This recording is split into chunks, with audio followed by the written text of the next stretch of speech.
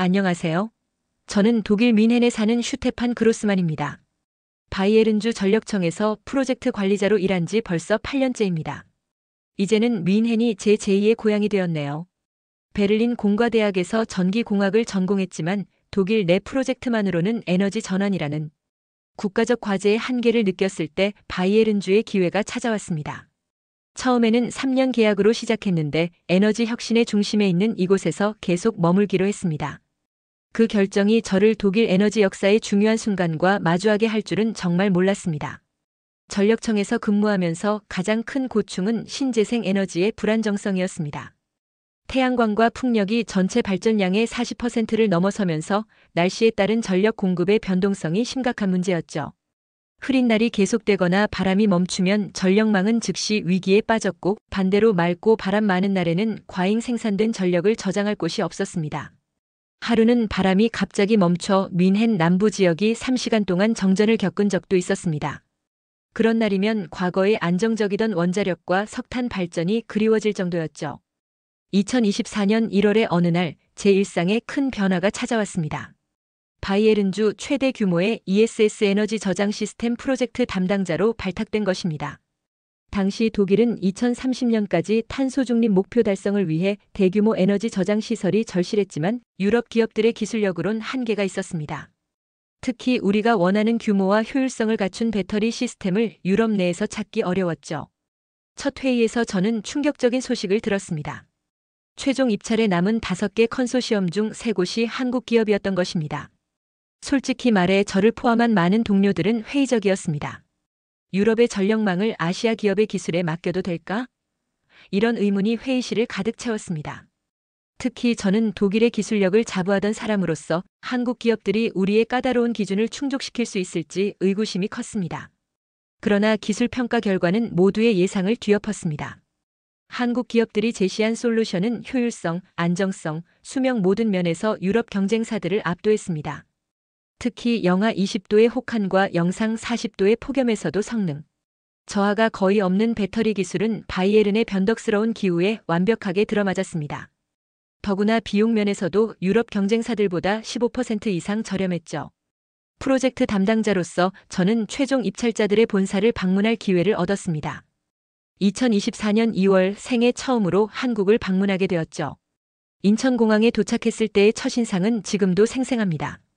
독일보다 훨씬 작은 국토를 가진 나라가 어떻게 이런 세계적 수준의 기술을 개발할 수 있었는지 호기심이 컸습니다.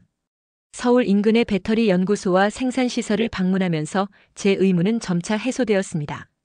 24시간 가동되는 연구소, 밤늦게까지 불이 켜진 사무실, 그리고 무엇보다 엔지니어들의 열정적인 모습이 인상적이었습니다. 한 연구원은 이렇게 말했습니다. 우리에게 배터리는 단순한 제품이 아닙니다. 국가의 미래입니다. 이 말이 한국의 기술 발전을 이해하는 열쇠였다고 생각합니다.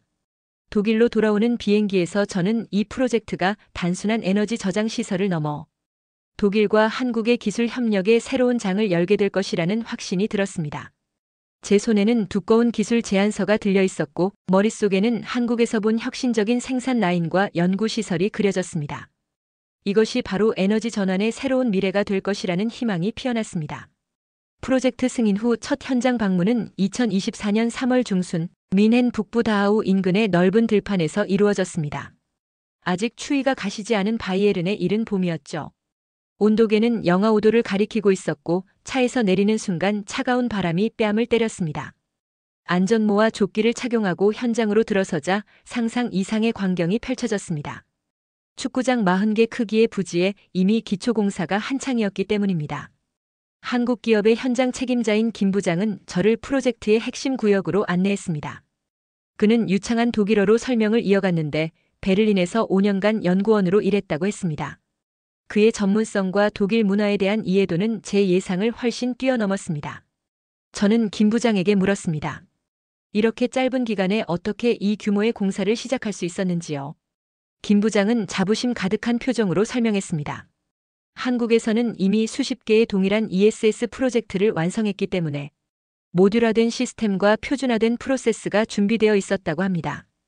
더구나 이 프로젝트를 위해 특별히 설계된 AI 기반 공정, 최적화 시스템은 기존 방식보다 공사 기간을 30% 단축시킬 수 있다고 했습니다. 현장에는 이미 초대형 배터리 모듈을 위한 기초 공사가 진행 중이었습니다. 독일의 추운 겨울에도 완벽한 성능을 보장하기 위해 지하 10m까지 특수 단열재와 항온 시스템이 설치되고 있었죠. 김 부장의 설명에 따르면 이 시스템은 영하 30도에서도 배터리 성능을 99% 이상 유지할 수 있다고 합니다. 유럽 기업들의 솔루션이 보통 영하 10도 이하에서 성능이 급격히 저하되는 것과 비교하면 놀라운 기술이었습니다. 현장 사무실에서는 또 다른 놀라움이 기다리고 있었습니다. 대형 스크린에 프로젝트 전체의 디지털 트윈 모델이 실시간으로 표시되고 있었습니다. 모든 작업 과정, 자재의 위치, 심지어 각 장비의 효율성까지 실시간으로 모니터링되고 있었죠.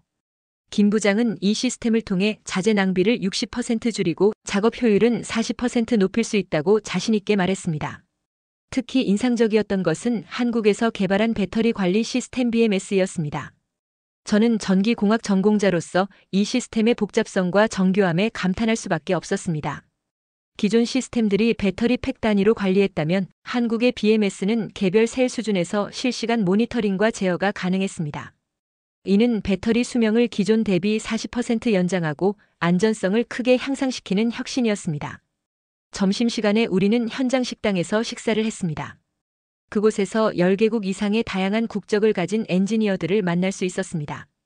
한국, 독일, 폴란드, 체코, 프랑스 등 여러 나라 출신들이 함께 일하고 있었죠. 더욱 놀라웠던 것은 그들이 사용하는 협업 시스템이었습니다. 각자 모국어로 입력해도 실시간 번역되어 소통할 수 있는 AI 번역 플랫폼을 활용하고 있었습니다. 이 시스템은 한국 IT 기업이 개발한 것으로 전문 기술 용어까지 정확하게 번역해 국제 프로젝트의 의사소통 문제를 획기적으로 해결했습니다. 오후에는 배터리 시스템의 핵심 기술인 셀 생산 방식에 대한 프레젠테이션이 있었습니다. 한국 연구팀이 개발한 새로운 전극 코팅 기술은 기존 대비 에너지 밀도를 35% 향상시켰고 특히 급속 충방전 상황에서도 열 발생을 최소화하는 혁신적인 방식이었습니다. 이는 그리드 안정화의 결정적인 요소였죠. 갑작스런 전력 수요 증가나 감소에 즉각 대응할 수 있는 능력은 재생에너지 비중이 높은 독일 전력망에 꼭 필요한 기술이었습니다. 현장을 떠나기 전 김 부장은 특별히 설계된 안전 시스템을 보여주었습니다. 배터리 화재는 ESS의 가장 큰 위험 요소인데 한국 기업은 수년간의 시행착오 끝에 개발한 다중 안전장치를 적용했습니다. 개별 셀 단위의 발열 감지, 자동 소화 시스템, 그리고 화재 발생 시 인접 모듈로의 확산을 차단하는 격리 구조까지 모든 것이 완벽하게 설계되어 있었습니다. 그날 저녁 호텔로 돌아오는 길에 저는 깊은 인상을 받았습니다. 불과 몇 년 전까지만 해도 배터리 기술의 선두주자로 여겨지던 독일이 이제는 한국 기술을 도입하는 입장이 되었다는 사실이 새삼 놀라웠습니다. 에너지 전환을 위한 우리의 야심찬 계획이 한국의 혁신적인 기술 없이는 실현 불가능할 수도 있다는 생각이 들었습니다. 그리고 그것은 독일 엔지니어로서 겸손하게 받아들여야 할 현실이었습니다. 프로젝트가 본격적으로 진행된 지 3개월, 2024년 6월이 되자 현장은 완전히 다른 모습으로 변모했습니다. 이전에 보았던 빈 들판은 이제 첨단 설비가 가득한 거대한 에너지 단지로 변해 있었습니다. 특히 놀라웠던 것은 공정 속도였습니다. 유럽의 비슷한 규모 프로젝트들이 보통 1년 이상 기초공사에 시간을 쏟는 것과 달리 이미 주요 배터리 모듈 설치가 절반 이상 완료된 상태였습니다. 바이에른주 에너지부 장관이 현장을 방문하는 날, 저는 공식 가이드 역할을 맡게 되었습니다. 장관은 처음에 한국 기업 선정에 회의적이었던 인물 중 하나였기에 이 방문은 프로젝트의 미래에 중요한 의미를 가졌습니다. 장관과 그의 수행원들을 맞이하며 제 마음속에는 묘한 자부심이 피어올랐습니다. 비록 한국 기술이지만 이제는 제가 이 프로젝트의 일부가 되어 함께 만들어가고 있다는 느낌이 강하게 들었기 때문입니다. 현장 투어가 시작되자 모든 이목은 거대한 배터리 모듈 설치 과정에 집중되었습니다. 주목할 만한 것은 설치 과정의 정밀함이었습니다. 각 모듈은 25톤에 달하는 무게였지만 특수 설계된 크레인 시스템으로 밀리미터 단위의 정확도로 배치되고 있었습니다. 한국 엔지니어들은 이 정확도가 시스템 전체의 효율과 안전에 결정적이라고 설명했습니다. 장관은 특히 냉각 시스템에 큰 관심을 보였습니다. 바이에른의 여름은 종종 35도를 넘는 폭염이 찾아오고 겨울은 영하 20도 이하로 내려가는 등 기후 변동이 큰데 배터리의 효율은 온도에 민감하게 반응합니다. 한국 기업은 이 문제를 혁신적인 방식으로 해결했습니다. 지하수를 활용한 자연 냉각 시스템과 인공지능 기반 온도 관리 시스템을 결합해 외부 온도와 상관없이 배터리 셀 온도를 항상 최적 상태로 유지하는 방식이었습니다. 이 시스템은 에너지 소비를 기존 냉각 방식 대비 70% 줄였고 특히 겨울철 성능 저하 문제를 완전히 해결했습니다. 제어실에서는 더욱 놀라운 광경이 펼쳐졌습니다. 벽면 가득한 대형 스크린에는 전력망 전체의 상태가 실시간으로 표시되고 있었습니다. 이 시스템은 바이엘은 전역의 전력 생산과 수요를 분석하고 기상 데이터를 바탕으로 태양광과 풍력 발전량을 예측해 최적의 충방전 전략을 수립했습니다. 특히 인공지능 기반 예측 시스템의 정확도는 95%를 넘어 유럽 내 어떤 시스템보다 뛰어난 성능을 보여주고 있었습니다. 한국 측 프로젝트 총괄 책임자인 박 이사의 설명은 장관의 의구심을 완전히 해소시켰습니다. 박 이사는 독일에서 박사 학위를 받은 전문가로 독일 전력망의 특성을 정확히 이해하고 있었습니다. 그는 이 시스템이 단순한 에너지 저장을 넘어 전력망 안정화, 주파수 조정, 블랙스타트 정전 후 복구 능력까지 갖추고 있다고 설명했습니다. 특히 그가 언급한 초고속 응답 시스템은 0.1초 이내에 전력망 변동에 대응할 수 있어 갑작스러운 재생에너지 출력 변화에도 안정적인 전력 공급을 보장할 수 있었습니다. 투어 후 열린 기술 세미나에서는 한국 기업의 배터리 셀 기술 발전 과정이 소개되었습니다. 2010년대 초반만 해도 일본과 중국 기업들에 뒤처져 있던 한국이 어떻게 10년 만에 세계 최고 수준에 올랐는지 그 여정이 상세히 설명되었습니다. 특히 인상적이었던 것은 재료공학에서의 혁신이었습니다. 기존 리튬이온 배터리의 한계를 극복한 새로운 전극, 소재와 전해질 개발은 에너지 밀도를 35% 높이고 수명은 2배 연장시켰습니다. 이는 수천 번의 실패와 끈질긴 연구 끝에 얻어낸 성과라고 했습니다. 장관은 세미나 후 예정에 없던 즉석 연설을 요청했습니다. 그는 처음에 한국 기업 선정에 반대했던 자신의 입장을 솔직히 인정하며 이제는 이 결정이 바이에른의 에너지 미래를 위한 최선의 선택이었음을 확신한다고 말했습니다. 특히 그는 한국 기업의 기술력뿐만 아니라 프로젝트 실행 능력과 독일 환경에 대한 이해도에 깊은 인상을 받았다고 덧붙였습니다. 현장을 떠나는 장관의 표정은 도착했을 때와 완전히 달랐습니다. 그의 눈에는 이제 확신과 기대감이 가득했고 저에게 이 프로젝트를 적극 지원하겠다는 약속을 남겼습니다. 이는 프로젝트의 중요한 전환점이었습니다. 이날 이후 주정부의 지원이 더욱 강화되었고 심지어 계획되지 않았던 2단계 확장 논의까지 시작되었습니다. 저녁 한국 팀과의 비공식 저녁 식사 자리에서 박 이사는 흥미로운 이야기를 들려주었습니다. 한국의 배터리 기술 발전은 단순한 우연이 아니라 국가적 전략의 결과였다고 합니다. 2000년대 초반 자원이 부족한 한국이 미래 에너지 패러다임 변화를 예측하고 배터리와 재생에너지를 국가 핵심 산업으로 육성하기로 결정했다는 것입니다. 정부, 기업, 연구기관의 긴밀한 협력과 장기적 투자가 오늘날의 성과를 만들어냈다고 했습니다. 그날 밤 호텔로 돌아오는 길에 문득 독일의 에너지 정책을 되돌아보게 되었습니다. 우리는 재생에너지 확대에는 성공했지만 저장 기술에 대한 투자는 부족했던 것이 사실입니다.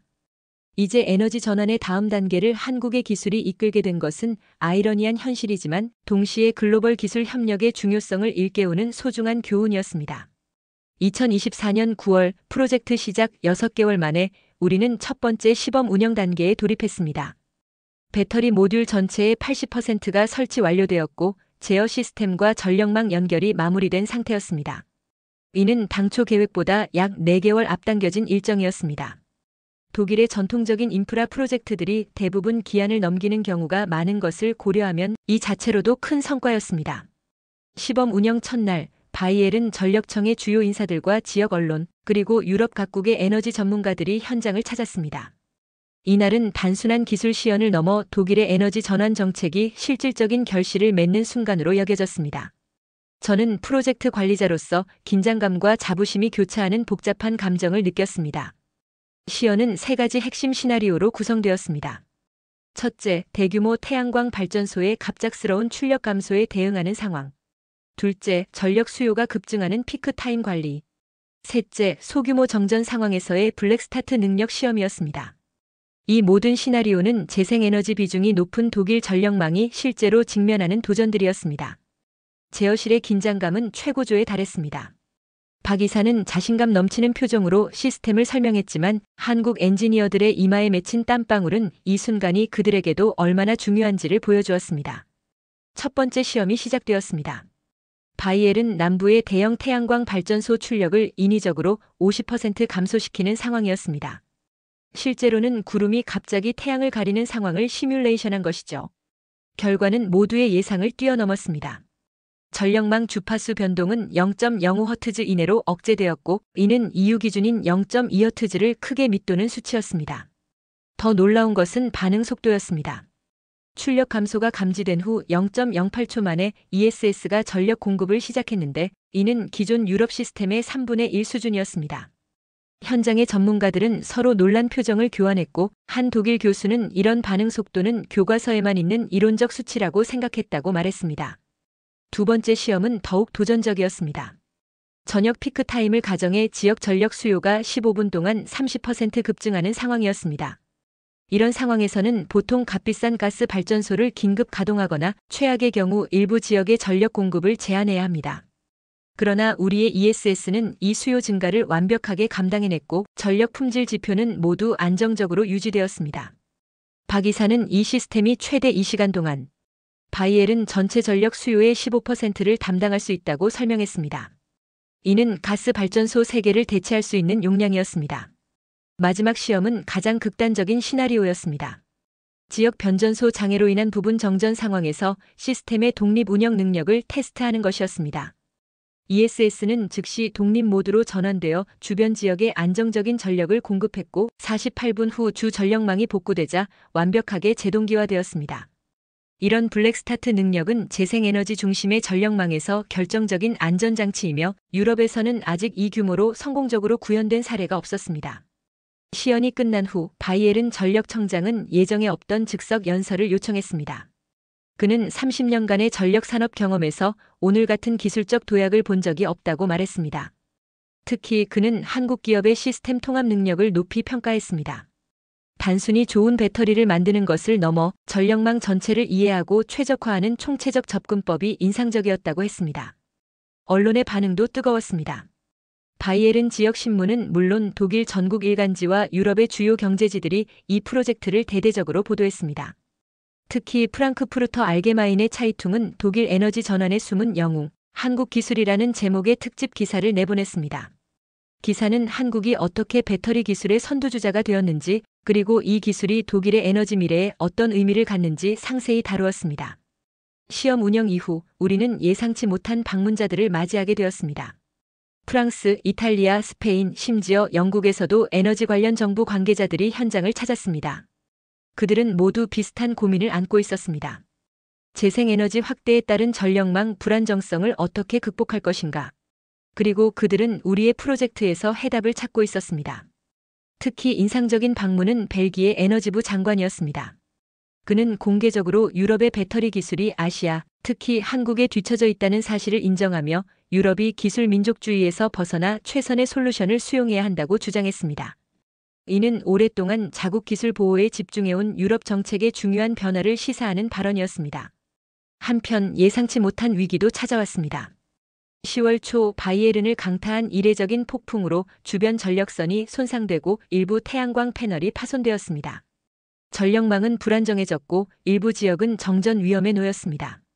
이때 우리의 ESS 시스템은 아직 시범 운영 단계였지만 긴급 상황에 대응하기 위해 전체 시스템을 가동했습니다.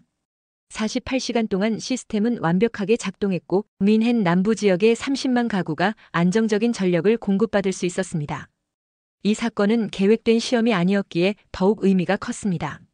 실제 비상 상황에서 한국 기술의 신뢰성이 증명된 것입니다. 바이에른 주지사는 직접 현장을 방문해 감사를 표했고 이 경험은 ESS의 가치를 일반 시민들에게도 확실히 각인시켰습니다. 그동안 추상적이고 기술적으로만 여겨졌던 프로젝트가 이제는 실생활에 직접적인 혜택을 주는 필수 인프라로 인식되기 시작했습니다. 2025년 2월 추운 겨울이 한창인 가운데 마침내 프로젝트 완공식 날이 밝았습니다. 눈이 소복이 쌓인 바이에른의 들판 위에 세워진 거대한 에너지 저장 단지는 이제 완전한 모습을 드러냈습니다. 축구장 40개 크기의 부지에 정연하게 배치된 배터리 모듈들, 첨단 제어 건물, 그리고 주변 전력망과 연결된 복잡한 변전 시설이 어우러진 광경은 압도적이었습니다. 독일 연방 총리와 바이에른 주지사, 그리고 한국 산업부 장관까지 참석한 이 행사는 단순한 시설 개통식을 넘어 양국 기술 협력의 상징적인 순간이었습니다. 제가 처음 프로젝트를 맡았을 때만 해도 이토록 큰 관심과 중요성을 갖게 될 줄은 상상하지 못했습니다. 완공식 전날 밤 저는 사무실에 홀로 남아 프로젝트의 최종 보고서를 검토하고 있었습니다. 그때 김 부장이 찾아왔습니다. 그는 피로한 얼굴이었지만 눈빛만은 여전히 열정적이었습니다. 그와 함께 일한 지난 1년을 돌아보며 우리는 많은 이야기를 나누었습니다. 처음 만났을 때 저의 의구심과 우려, 그리고 점차 한국 기술에 대한 신뢰가 쌓여가던 과정까지 김 부장은 흥미로운 이야기를 들려주었습니다. 그가 독일에 오기 전 한국 본사에서는 이 프로젝트의 성공 가능성을 50%로 평가했다고 합니다. 유럽, 특히 독일의 까다로운 기준과 검증 과정, 그리고 대형 프로젝트 특유의 불확실성 때문이었죠. 하지만 그는 이 도전이 한국 기술의 진가를 증명할 수 있는 기회라고 확신했고 직접 프로젝트를 이끌겠다고 자원했다고 합니다. 다음 날 완공식은 화창한 겨울 날씨 속에 시작되었습니다. 연방 총리는 연설에서 이 프로젝트가 독일의 에너지 전환 정책의 중요한 이정표라고 강조했습니다. 특히 그는 한국과의 기술 협력이 보여준 성과를 높이 평가하며 앞으로 더 많은 분야에서 협력을 확대하겠다고 약속했습니다. 바이에른 주지사는 더 나아가 이 시설이 가져올 경제적 효과에 주목했습니다. 재생에너지 의존도가 높아지는 상황에서 안정적인 전력 공급은 산업 경쟁력과 직결되면 이 시설 덕분에 바이에른이 독일 내 가장 안정적인 전력망을 갖게 되었다고 자랑스럽게 말했습니다. 한국 산업부 장관은 독일어로 인사말을 건네 참석자들의 박수를 받았습니다. 그는 한국과 독일이 각자의 강점을 바탕으로 시너지를 만들어낸 이 프로젝트가 글로벌 기술 협력의 모범 사례가 되길 바란다고 말했습니다. 특히 기후변화 대응과 에너지 안보라는 공통의 과제를 해결하기 위해 양국이 더욱 긴밀히 협력하겠다는 의지를 표명했습니다. 테이프 커팅 이후 참석자들은 제어실을 방문했습니다. 그곳에서 우리는 시스템의 핵심 성과를 시연했습니다. 특히 총리가 관심을 보인 것은 경제적 효과였습니다. 우리는 실시간 데이터를 통해 이 시스템이 어떻게 전력 가격 안정화에 기여하는지 보여주었습니다. 재생에너지 발전량이 많을 때는 잉여 전력을 저장하고 부족할 때는 방전함으로써 전력 가격의 급격한 변동을 완화하는 효과가 확실히 나타나고 있었습니다. 실제로 시범 운영 기간 동안 바이에른 지역의 전력 가격 변동성은 30% 감소했으며 이는 소비자와 산업체 모두에게 큰 혜택이었습니다. 주지사는 특히 비상 대응 능력에 관심을 보였습니다. 지난 10월의 폭풍 상황에서 보여준 안정적인 운영이 깊은 인상을 남겼던 모양입니다. 우리는 이 시스템이 최대 3일간 바이에른 남부 지역 전체의 필수 전력을 담당할 수 있으며 블랙아웃 상황에서도 중요 시설과 주택에 전력을 공급할 수 있다고 설명했습니다. 기후변화로 인한 극단적 기상현상이 증가하는 상황에서 이러한 대응 능력은 점점 더 중요해지고 있었습니다. 완공식 행사가 언론의 주목을 받으면서 저는 갑자기 많은 인터뷰 요청을 받게 되었습니다. 독일 국영방송과의 인터뷰에서 저는 이 프로젝트가 주는 교훈에 대해 이야기했습니다. 기술적 우수성만으로는 충분하지 않으며 시스템 통합 능력과 현지 환경에 대한 이해, 그리고 무엇보다 국제적 협력이 성공의 핵심이었다고 강조했습니다. 특히 한국팀의 끈기와 열정, 그리고 문제 해결 능력은 독일인들도 배울 점이 많았다고 솔직히 말했습니다. 프로젝트 완공 후 2달이 지난 지금 시스템은 처음 예상을 뛰어넘는 성과를 보여주고 있습니다. 전력망 안정성 지수는 15% 향상되었고 재생에너지 활용률은 27% 증가했습니다. 특히 주목할 만한 것은 탄소 배출량 감소 효과입니다. 지난 2달간 이 시스템 덕분에 가스 발전소 가동이 줄면서 약 20만 톤의 이산화탄소 배출이 감소했습니다. 이는 연간으로 환산하면 120만 톤에 달하는 양으로 중형 도시 하나의 배출량과 맞먹는 수치입니다.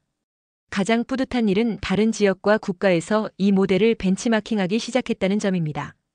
이미 독일 내 다른 2개 주에서 유사한 프로젝트를 계획 중이며 오스트리아와 네덜란드도 구체적인 관심을 보이고 있습니다. 특히 유럽연합 집행위원회는 이 프로젝트를 유럽 그린딜의 모범 사례로 선정하고 다른 회원국들에게도 이와 같은 시스템 도입을 권장하기 시작했습니다. 최근에는 프로젝트의 2단계 확장이 공식 승인되어 현재 용량의 50%를 추가하는 작업이 곧 시작될 예정입니다. 더 흥미로운 것은 한국 기업들이 이제 단순한 설비 공급자를 넘어 독일의 연구개발센터를 설립하기로 결정했다는 점입니다. 뮌헨 인근에 세워질 이 센터는 유럽의 환경과 수요에 맞는 차세대 에너지 저장 기술을 개발하게 될 것입니다. 오늘 아침 저는 평소보다 일찍 사무실에 도착했습니다. 창밖으로 보이는 거대한 에너지 저장 시설은 이제 바이에른 평원의 일부가 되어 조용히 그 역할을 수행하고 있었습니다. 한때 의심스러웠던 한국 기술이 이제는 독일 에너지 시스템의 필수적인 부분이 되었다는 사실이 새삼 놀랍게 다가옵니다. 이것이 바로 기술의 힘이고 국제 협력의 가치가 아닐까요? 국적을 넘어 최선의 해결책을 찾아낸 이 프로젝트가 앞으로 더 많은 글로벌 도전 과제를 해결하는 모델이 되기를 진심으로 희망합니다. 2025년 4월 봄이 바이에른 들판에 찾아왔습니다. 눈 덮인 겨울 풍경은 이제 푸른 새싹들로 가득한 생명력 넘치는 모습으로 바뀌었습니다. 우리의 ESS 단지도 1년 전 첫 삽을 뜬 이후 완전히 다른 모습이 되었습니다. 이제는 주변 환경과 조화를 이루며 자연스럽게 풍경에 녹아든 모습입니다. 특히 한국 설계팀이 제안한 친환경 조경이 인상적이었습니다. 배터리 모듈 사이사이에 심은 토착 식물들이 자라나 생태 다양성을 높이고 있었고 방문객 센터 주변의 작은 연못은 새들의 쉼터가 되었습니다. 프로젝트 완공 이후 3개월 저는 예상치 못한 제안을 받았습니다. 바이에른 주정부와 한국산업부가 공동으로 추진하는 녹색 에너지 동맹 프로그램의 책임자 역할이었습니다. 이 프로그램은 우리의 ESS 프로젝트를 모델로 삼아 재생에너지와 저장, 기술 분야에서 양국 간 기술 협력을 확대하는 것이 목표였습니다. 개인적으로는 큰 도전이었지만 지난 1년간의 경험이 저에게 새로운 시각과 자신감을 준 것도 사실이었습니다. 고민 끝에 저는 이 제안을 수락했습니다. 새 역할의 첫 과제는 뮌헨에서 열리는 유럽-아시아 에너지 기술 포럼을 준비하는 것이었습니다. 이 포럼은 ESS 프로젝트의 성공을 발판으로 더 광범위한 에너지 기술 협력의 가능성을 모색하는 자리였습니다. 준비 과정에서 저는 한국의 다양한 에너지 기술 기업들과 접촉하게 되었고 그 과정에서 배터리 외에도 한국이 선도하고 있는 여러 기술 분야를 알게 되었습니다. 특히 인상적이었던 것은 한국의 마이크로그리드 기술이었습니다. 섬이 많은 지형적 특성 때문에 한국은 독립형 전력망 운영 기술을 발전시켜 왔는데 이 기술은 바이에른 산간 지역의 분산형 에너지 시스템에 완벽하게 적용될 수 있었습니다. 또한 한국의 수소 연료전지 기술도 주목할 만했습니다. 독일이 수소 경제로의 전환을 추진하는 상황에서 한국의 앞선 연료전지 효율성은 중요한 기술적 기여가 될 수 있었습니다. 포럼 준비 중에 저는 한국을 직접 방문할 기회를 얻었습니다. 처음 방문 때는 단순히 기술 평가를 위한 출장이었지만 이번에는 전국의 다양한 에너지 시설을 둘러보는 포괄적인 일정이었습니다. 제주도의 탄소 중립 시범 단지, 울산의 수소 생산 시설, 대전의 에너지 연구소 등을 방문하면서 한국의 에너지 혁신 생태계를 깊이 이해할 수 있었습니다. 가장 놀라웠던 장소는 전라남도의 스마트 그리드 시범 단지였습니다. 이곳에서는 인공지능 기반 전력망 관리 시스템이 운영되고 있었는데 전력 수요와 공급을 실시간으로 예측하고 최적화하는 능력이 인상적이었습니다. 특히 이 시스템의 예측 정확도는 98%에 달했고 이는 전 세계에서 가장 높은 수준이었습니다. 이런 기술이 독일에 적용된다면 재생에너지, 변동성 문제를 더욱 효과적으로 해결할 수 있을 것이라는 생각이 들었습니다. 서울에서 열린 비즈니스 미팅에서 저는 한국 산업부 관계자와 흥미로운 대화를 나누었습니다. 그는 한국이 자원이 부족한 나라로서 에너지 기술을 국가 생존 전략으로 발전시켜왔다고 설명했습니다. 특히 1990년대 후반 아시아 금융 위기와 2000년대 초반 에너지 가격 급등을 겪으며 에너지 효율과 저장 기술을 국가적 과제로 삼았다고 합니다. 이런 위기를 기회로 전환한 한국의 전략이 오늘날의 기술 우위를 만들어낸 것이었습니다. 독일로 돌아온 후 저는 포럼 준비에 더욱 박차를 가했습니다. 6월 중순에 열린 포럼은 예상을 뛰어넘는 성공을 거두었습니다. 유럽 15개국과 아시아 7개국에서 온 400명 이상의 참가자들이 3일간 다양한 주제로 토론하고 협력 방안을 모색했습니다. 무엇보다 중요한 성과는 바이에른주와 한국산업부 간에 체결된 그린 에너지 파트너십 협약이었습니다. 이 협약은 향후 5년간 양측이 공동으로 10억 유로를 투자해 친환경 에너지 기술 개발과 상용화를 추진하는 내용을 담고 있었습니다. 포럼 이후 우리의 ESS 단지는 국제적인 관심의 중심이 되었습니다. 매주 전 세계에서 방문단이 찾아왔고 우리는 기술 투어 프로그램을 정기적으로 운영하게 되었습니다. 특히 개발도상국 에너지 담당자들을 위한 교육 프로그램도 시작되었는데 이는 우리의 경험을 공유하고 글로벌 에너지 전환에 기여하는 의미 있는 활동이었습니다. 7월 말 바이에른 전력망은 역사적인 순간을 맞이했습니다. 24시간 동안 전력 공급의 85%를 재생에너지로 충당하는 기록을 세운 것입니다. 이전에는 재생에너지 비중이 50%를 넘어가면 전력망 불안정성 문제로 인위적으로 출력을 제한해야 했지만 우리의 ESS 덕분에 이런 제약 없이 최대한의 녹색 전력을 활용할 수 있게 되었습니다. 이 성과는 독일 에너지 전환 정책의 중요한 이정표로 기록되었고 한국 기술의 기여가 크게 조명받았습니다. 8월에는 기대하지 않았던 반가운 소식이 들려왔습니다. 우리의 ESS 프로젝트가 국제에너지기구 IEA에서 주관하는 글로벌 에너지 혁신상을 수상한 것입니다. 이 상은 에너지 분야에서 가장 혁신적이고 영향력 있는 프로젝트에 수여되는 권위 있는 상으로 우리 프로젝트가 국제적으로 인정받았다는 의미였습니다. 시상식에서 IEA 사무총장은 이 프로젝트가 에너지 저장 기술의 새로운 표준을 세웠으며 국제 협력의 모범 사례가 되었다고 평가했습니다. 가을이 되면서 프로젝트 2단계 확장 공사가 본격화되었습니다. 이번에는 더 많은 독일 기업들이 참여하게 되었는데 이는 한국의 기술력을 바탕으로 독일 기업들도 배터리 기술을 습득하고 발전시키는 과정이었습니다. 특히 뮌헨 공대와 한국의 연구진이 공동으로 차세대 배터리 소재 연구를 위한 연구소를 설립한 것은 기술 협력의 깊이가 더해지는 중요한 발전이었습니다. 2025년 11월 저는 개인적으로 중요한 결정을 내렸습니다. 한국 기업이 제안한 유럽-아시아 에너지 기술 협력센터의 공동 책임자 역할을 수락한 것입니다. 이 센터는 뮌헨과 서울에 동시에 설립되어 양국의 기술 교류와 인재 양성을 담당하게 될 것입니다. 이는 제 커리어의 새로운 방향을 제시하는 결정이었고 동시에 한국과 독일의 기술 협력이 개인적 차원에서도 이어지는 의미 있는 발걸음이었습니다. 이제 2025년의 마지막 달 창밖으로 다시 눈이 내리기 시작했습니다. 1년 전 의구심과 불확실성 속에서 시작된 여정이 이제는 확신과 희망으로 가득한 새로운 길로 이어졌습니다. 한국의 기술력과 독일의 인프라가 만나 만들어낸 이 성공. 스토리는 에너지 전환이라는 거대한 도전 앞에서 국경을 초월한 협력의 중요성을 일깨우는 소중한 교훈이 되었습니다.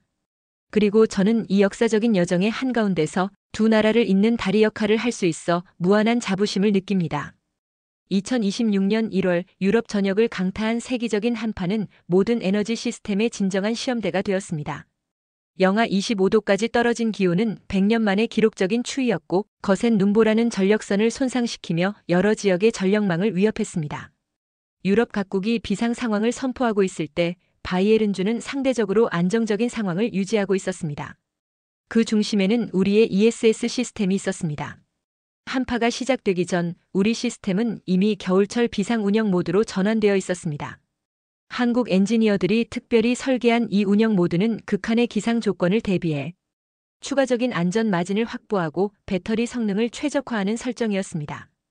덕분에 기온이 급격히 떨어지는 상황에서도 시스템은 안정적으로 작동했습니다. 한파 세 번째 날 상황은 더욱 심각해졌습니다. 바이에른 북부의 주요 송전선이 얼음 무게를 견디지 못해 무너졌고 여러 발전소들도 극한의 추위로 출력이 저하되었습니다. 주 전력망은 심각한 부하 불균형에 직면했고 대규모 정전의 위험이 고조되었습니다. 이 긴급 상황에서 우리의 ESS는 예상을 뛰어넘는 성능을 발휘했습니다.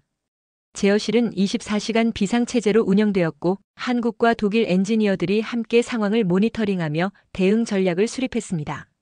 특히 한국에서 급히 파견된 전문가팀은 극한 기후 대응 경험을 바탕으로 귀중한 조언을 제공했습니다. 그들의 지시에 따라 우리는 배터리 모듈의 작동 온도를 미세하게 조정하고 전력 분배 알고리즘을 실시간으로 최적화했습니다. 위기의 정점에 달했던 1월 12일 바이에른 전력망은 수요와 공급 간 20%의 격차에 직면했습니다. 일반적인 상황이라면 순환 정전이 불가피했지만 우리의 ESS는 6시간 동안 최대 출력으로 가동되며 이 격차를 메웠습니다. 이는 설계 용량을 25% 초과하는 수준이었지만 한국 기술의 안전 마진 덕분에 시스템은 안정적으로 작동했습니다. 덕분에 뮌헨과 주변 지역의 100만 가구 이상이 추운 겨울밤에도 따뜻함을 유지할 수 있었습니다. 위기가 지나간 후 바이에른 주지사는 직접 현장을 방문해 팀 전체에 감사를 표했습니다.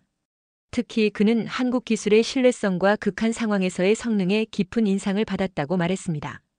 이 사건은 독일 에너지 정책의 중요한 전환점이 되었습니다. 에너지 저장 시스템이 단순한 그리드 최적화 도구가 아니라 국가 에너지 안보의 핵심 인프라라는 인식이 확산된 것입니다. 이 경험은 저에게도 큰 깨달음을 주었습니다. 기술의 진정한 가치는 일상적인 상황에서가 아니라 극한의 도전 속에서 드러난다는 것을요. 한국 엔지니어들이 보여준 위기 대응 능력과 문제 해결 접근법은 독일의 엔지니어링 문화에도 신선한 자극이 되었습니다. 그들의 빨리빨리 문화가 때로는 치밀한 독일식 접근법보다 효과적일 수 있다는 것을 인정하게 되었습니다. 2월 중순 한파가 완전히 지나간 후 우리는 시스템 전체를 정밀 점검했습니다. 예상을 뛰어넘는 부하에도 불구하고 배터리 셀의 성능 저하는 미미한 수준이었습니다. 한국 연구팀이 개발한 배터리 셀 복원 프로토콜을 적용한 후에는 거의 모든 성능이 회복되었습니다. 이는 한국 배터리 기술의 또 다른 강점인 내구성과 회복력을 증명하는 사례였습니다. 위기 대응 경험을 바탕으로 우리는 극한 기후 조건에 특화된 ESS, 레질리언스 시스템을 개발하기 시작했습니다. 이 프로젝트는 독일 기상청, 바이에른 공대, 그리고 한국의 연구진이 공동으로 참여하는 국제 협력의 형태로 진행되었습니다. 목표는 기후변화로 인해 더욱 빈번해질 것으로 예상되는 극단적 기상 현상에 대비한 차세대 에너지 저장 솔루션을 개발하는 것이었습니다. 3월 뮌헨에서 열린 에너지 레질리언스 포럼에서 우리는 한파 위기 대응 경험을 공유했습니다. 저는 기조연설에서 국제 협력의 중요성을 강조했습니다. 특히 기후변화라는 글로벌 위기 앞에서 기술, 민족주의를 넘어 최선의 솔루션을 개방적으로 수용하는 자세가 필요하다고 역설했습니다. 한국의 배터리 기술이 바이에른의 겨울을 지켜낸 것처럼 다양한 문화와 접근법이 만나 새로운 해결책을 만들어낼 수 있다는 메시지였습니다. 포럼 이후 EU 집행위원회는 유럽 에너지 저장 이니셔티브를 발표했습니다. 이 프로그램은 향후 5년간 총 150억 유로를 투자해 유럽 전역에 대규모 ESS 시스템을 구축하는 계획이었습니다. 주목할 만한 점은 이 이니셔티브가 명시적으로 아시아, 특히 한국과의 기술 협력을 권장했다는 것입니다. 우리의 프로젝트가 유럽의 에너지 정책에 직접적인 영향을 미친 순간이었습니다. 4월 저는 뜻밖의 제안을 받았습니다. EU-한국 에너지 기술 협력 특별 대사직이었습니다. 이는 새롭게 만들어진 역할로 양측 간 대규모 에너지 프로젝트를 조율하고 기술 교류를 촉진하는 임무를 맡게 되는 것이었습니다. 고민 끝에 저는 이 제안을 수락했고 브뤼셀과 서울을 오가며 새로운 도전을 시작하게 되었습니다. 새 역할의 첫 성과는 한-EU 배터리 연구 협력 프로그램의 출범이었습니다. 이 프로그램은 총 10억 유로 규모로 차세대 배터리 기술 개발을 위한 공동 연구 플랫폼을 구축하는 것이 목표였습니다. 특히 고체 전해질 배터리, 나트륨 기반 배터리 등 새로운 소재와 기술에 초점을 맞추었습니다. 유럽의 재료 과학 전문성과 한국의 배터리 시스템 통합 기술이 만나 시너지를 창출하는 프로젝트였습니다. 5월 말 바이에른 ESS 프로젝트 1주년을 맞아 특별 행사가 열렸습니다. 이 자리에서 발표된 운영 데이터는 모두의 예상을 뛰어넘는 성과를 보여주었습니다. 1년간 시스템은 99.97%의 가용성을 유지했고 배터리 성능 저하율은 예상치의 절반에 불과했습니다. 경제적 효과도 명확했습니다. 전력 가격 변동성은 40% 감소했고 재생에너지 활용률은 35% 증가했습니다. 무엇보다 중요한 것은 탄소 배출량이 연간 130만 톤 감소했다는 점이었습니다. 그날 저녁 한국 팀과 독일 팀이 함께 모인 축하 자리에서 김 부장은 의미 있는 이야기를 들려주었습니다. 이 프로젝트가 시작될 때 한국 본사에서는 이 경험을 바탕으로 국내 기술을 향상시키는 것이 주요 목표 중 하나였다고 합니다. 실제로 바이에른의 혹독한 겨울을 견뎌낸 경험은 한국의 배터리 기술을 한 단계 더 발전시키는 계기가 되었다고 했습니다. 이는 기술 협력이 일방적이 아닌 양방향으로 이루어진다는 것을 보여주는 좋은 예였습니다. 오늘 저는 서울에서 열리는 글로벌 에너지 전환 회의에 참석하기 위해 인천공항에 도착했습니다. 공항에서 나오는 길에 눈에 띈 광고판이 인상적이었습니다. 바이에른의 ESS 단지 전경과 함께 한국의 기술로 유럽의 겨울을 지켜냈습니다라는 문구가 쓰여 있었습니다. 2년 전만 해도 상상하지 못했던 광경입니다. 그 순간 저는 깊은 감사함을 느꼈습니다. 국경과 문화를 넘어 서로의 강점을 인정하고 협력할 때 우리는 어떤 도전도 극복할 수 있다는 확신이 들었기 때문입니다. 2027년 1월 바이에른 ESS 프로젝트가 시작된 지 정확히 3년이 지났습니다. 오늘은 프로젝트의 성공을 기념하며 새로운 비전을 선포하는 특별한 행사가 열리는 날입니다. 민헨 국제 컨벤션 센터에는 독일과 한국을 비롯한 세계 각국의 에너지 전문가, 정책 입안자, 기업인들이 모였습니다. 저는 무대 뒤에서 마지막 발표 자료를 검토하며 지난 3년을 되돌아보고 있었습니다. 불과 3년 만에 세계의 에너지 지형은 크게 변화했습니다. 우리의 ESS 프로젝트는 단순한 에너지 저장 시설을 넘어 국제 협력의 새로운 모델로 자리 잡았고, 이를 본받은 수십 개의 유사 프로젝트가 유럽 전역에서 진행 중입니다. 특히 독일과 한국 간 에너지 기술 협력은 다른 분야로도 확대되어 이제는 녹색 수소, 스마트 그리드, 탄소 포집 기술 등에서도 긴밀한 파트너십이 형성되었습니다. 무대에 오르기 전 저는 객석 맨 앞줄에 앉아 있는 김 부장과 시선을 교환했습니다. 그의 눈빛에서 같은 감회를 읽을 수 있었습니다. 우리가 처음 만났을 때를 생각하면 격세지감이 느껴집니다. 당시 저는 한국 기술에 대한 의구심을 품고 있었고, 그는 유럽 시장에서의 성공에 대한 압박감을 안고 있었습니다. 이제 우리는 서로를 깊이 신뢰하는 동반자가 되었고, 우리의 협력은 두 나라와 세계 에너지 전환에 중요한 공헌을 했습니다. 발표가 시작되었습니다. 첫 번째 세션에서는 바이에른 ESS 프로젝트의 3년간 성과가 공개되었습니다. 수치는 모든 예상을 뛰어넘었습니다. 시스템 가용성 99.98%, 전력망 안정성 향상 45%, 재생에너지 활용률 증가 50%, 그리고 가장 인상적인 것은 탄소 배출량 감소 효과였습니다. 3년간 총 400만 톤의 이산화탄소 배출을 줄였는데, 이는 바이에른 전체 배출량의 5%에 해당하는 수치였습니다. 두 번째 세션은 기술 발전에 관한 것이었습니다. 한국의 연구진들이 바이에른에서의 경험을 바탕으로 개발한 새로운 배터리 기술이 소개되었습니다. 특히 주목할 만한 것은 딥사이클 리커버리 기술로 배터리 셀의 수명을 기존 대비 70% 연장시킬 수 있었습니다. 또한 독일 연구진들이 개발한 AI 기반 전력망 관리 시스템은 한국의 배터리 관리 기술과 결합되어 차세대 스마트 그리드의 표준이 되었습니다. 제 발표 차례가 되었습니다. 저는 한마이너스독 에너지 파트너십 미래를 향한 청사진이라는 주제로 향후 비전을 공유했습니다. 그 핵심은 양국의 기술 협력을 더욱 심화하고 확대하여 2035년까지 독일과 한국 모두 재생에너지 비중 80% 달성을 목표로 하는 것이었습니다. 또한 우리의 경험과 기술을 개발도상국과 공유하여 글로벌 에너지 전환을 가속화하는 그린 브릿지 프로그램도 소개했습니다. 발표 중 저는 특별히 준비한 슬라이드를 보여주었습니다. 프로젝트 시작 전 제가 한국 방문해서 찍은 사진과 3년이 지난 지금 서울에서 열린 에너지 포럼에서 찍은 사진을 나란히 배치한 것입니다. 첫 번째 사진에서 저는 다소 경직된 표정으로 한국 엔지니어들과 거리감 있게 서 있었고, 두 번째 사진에서는 김 부장과 함께 편안하게 웃으며 서울 타워를 배경으로 셀카를 찍고 있었습니다. 이 두 장의 사진은 기술 협력을 넘어선 인간적 유대의 중요성을 상징적으로 보여주었습니다. 행사의 하이라이트는 바이에른 마이너스 한국 그린 에너지 비전 2040 선언문 발표였습니다. 이 선언문은 양측이 향후 전력망 현대화, 에너지 저장 기술, 재생에너지 확대, 친환경 수소 경제 구축 등에서 포괄적으로 협력하겠다는 내용을 담고 있었습니다. 특별히 주목할 만한 부분은 이 선언이 단순한 기술 협력을 넘어 기후변화에 대응하는 글로벌 연대의 일환으로 자리매김했다는 점입니다. 저녁 리셉션에서는 더욱 특별한 순간이 이어졌습니다. 독일 연방 대통령이 깜짝 방문하여 한국과 독일, 양국 참가자들에게 유럽 에너지 전환 공로상을 수여한 것입니다. 대통령은 연설에서 이렇게 말했습니다. 역사적으로 유럽은 기술 전파의 중심이었지만 이제는 배움의 자세로 세계 각국의 혁신을 수용하고 협력해야 할 때입니다. 한국과의 파트너십은 이러한 새로운 접근법에 빛나는 성공 사례가 되었습니다. 행사가 끝난 후 김 부장과 저는 민헨 구시가지의 조용한 레스토랑에서 저녁을 함께 했습니다.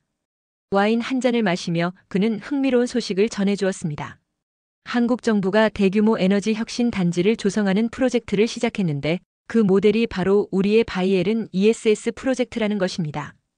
더 놀라운 것은 이 프로젝트의 기술 자문을 맡아줄 것을 저에게 요청하고 싶다는 것이었습니다. 세계적인 에너지 전환의 흐름 속에서 이제는 기술과 경험이 양방향으로 자유롭게 오가는 시대가 된 것입니다. 다음 날 아침 저는 ESS 단지를 방문했습니다. 3년 전 첫 삽을 뜬 이 부지는 이제 바이에른의 아름다운 자연과 완벽하게 어우러진 첨단 에너지 시설이 되었습니다. 방문자 센터에는 매일 학생들과 전문가들이 찾아와 미래 에너지 시스템에 대해 배우고 있었고, 인근에는 새로운 청정 에너지 기업들이 속속 들어서고 있었습니다. 제어실에서 만난 젊은 독일 엔지니어와 한국 기술자들은 완벽한 팀워크로 시스템을 운영하고 있었습니다. 그들에게 이 협력은 이미 자연스러운 일상이 되어 있었습니다. 문화적 차이는 이제 장벽이 아니라 상호 보완의 원천이 되었습니다. 독일의 체계적인 접근법과 한국의 신속한 문제 해결 능력이 만나 시너지를 만들어내는 것을 지켜보는 것은 큰 보람이었습니다. ESS 단지를 떠나며 저는 잠시 뒤돌아 전체 풍경을 바라보았습니다. 이곳에서 시작된 작은 도전이 어떻게 국경을 넘어 세계적인 변화를 이끌어내고 있는지 실감할 수 있었습니다. 앞으로도 많은 도전이 있겠지만 우리가 함께하면 어떤 문제도 해결할 수 있다는 확신이 들었습니다. 바이에른의 들판에 심어진 한국 기술의 씨앗은 이제 전 세계 에너지 혁신의 거대한 숲으로 자라나고 있었습니다.